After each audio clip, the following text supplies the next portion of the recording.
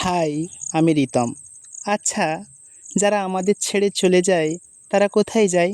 আমাকে কখনো যদি এই প্রশ্নটা কেউ করে, আমার উত্তর হবে কোত্থাও না। তারা থাকে শরতের শিউলি ফুলে, থেকে যায় ঘড়ির কাঁটায়, থেকে যায় ভাদ্র মাসে রোদে দেওয়া শাড়ির গন্ধে, থেকে যায় বিকালের চায়ের আড্ডায়, থেকে যায় শরতের প্রকৃতিতে শিউলি, কাশফুল আর পেঁজা তুলোর মতন আকাশে। আর কোথায় থাকেন জানেন?